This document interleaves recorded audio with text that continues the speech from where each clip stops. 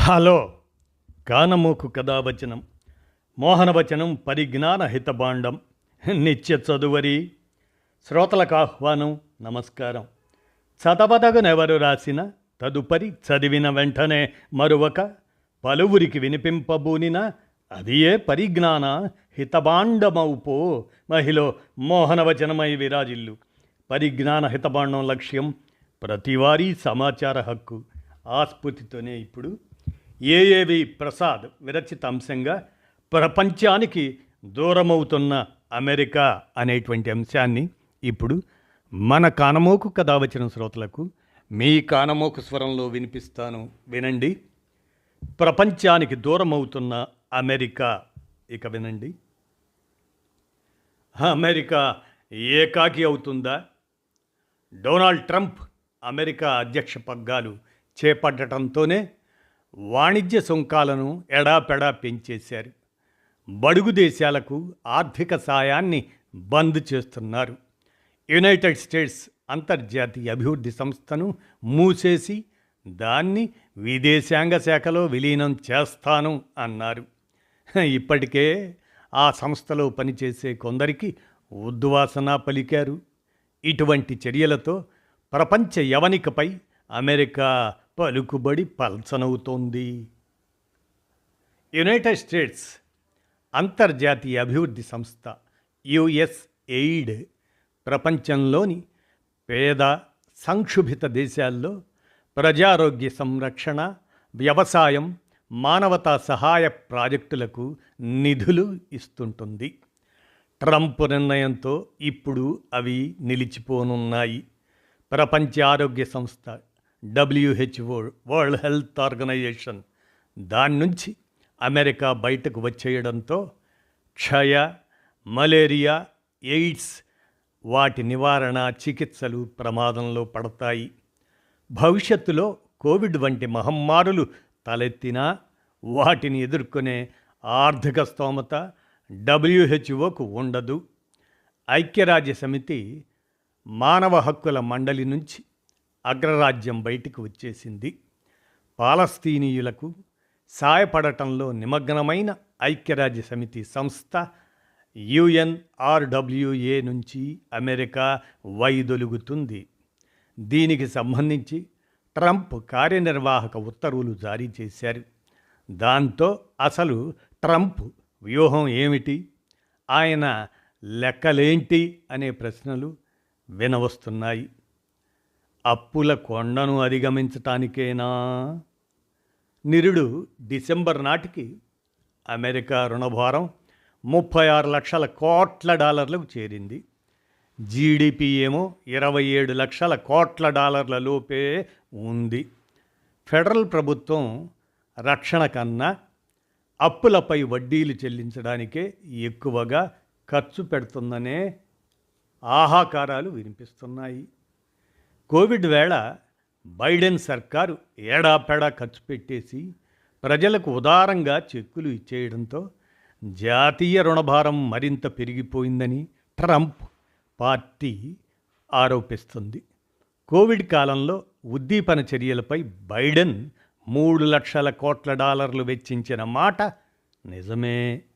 కానీ ఆయనకు ముందు అధ్యక్షుడిగా ఉన్న ట్రంప్ హయాంలోనే జాతీయ రుణభారం 7,80,000 కోట్ల డాలర్ల మేర పెరిగిపోయింది. కోవిడ్ వల్ల ధరలు ఎగబాకటంతో అమెరికన్ల వాస్తవ ఆదాయాలు తగ్గోసుకుపోయాయి.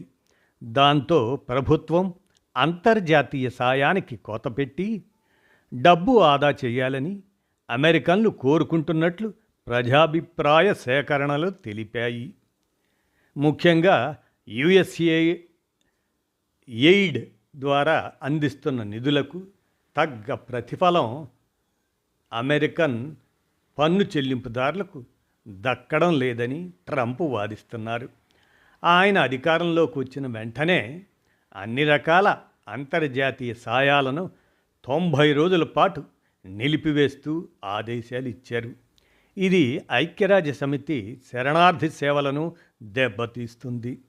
అమెరికా ఫెడరల్ ప్రభుత్వ ఉద్యోగులను సాగనంపడానికి ట్రంప్ ఏర్పాటు చేసిన డోజే ప్రభుత్వ పాలనా సామర్థ్య పెంపు ఆ విభాగం ప్రకంపనలు సృష్టిస్తుంది.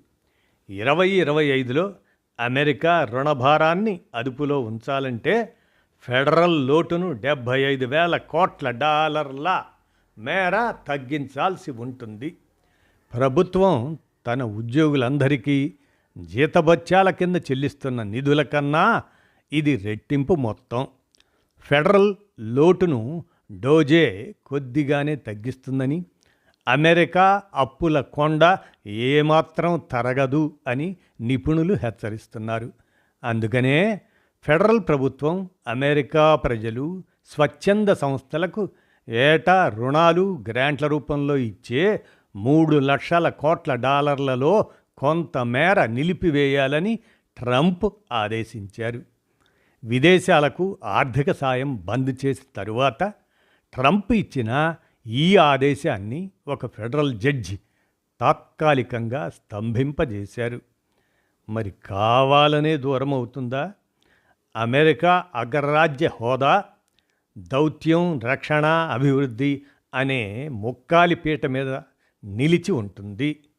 ఇప్పుడు వ్యాధులు, ఆకలి, పేదరికాలపై పోరాటంలో పేద దేశాలకు సాయాన్ని నిలిపివేయడం ద్వారా అమెరికా తన నాయకత్వ స్థానాన్ని తానే వదులుకుంటుంది. ఆఫ్రికా, ఆసియా, దక్షిణ అమెరికా ఆ ఖండాల్లో ఆరోగ్య సేవలు, తాగునీటి సరఫరా, స్వచ్ఛంద సంస్థలకు సాయం నిలిపివేస్తే అక్కడ అమెరికా పలుకుబడి తగ్గిపోవటం ఖాయం.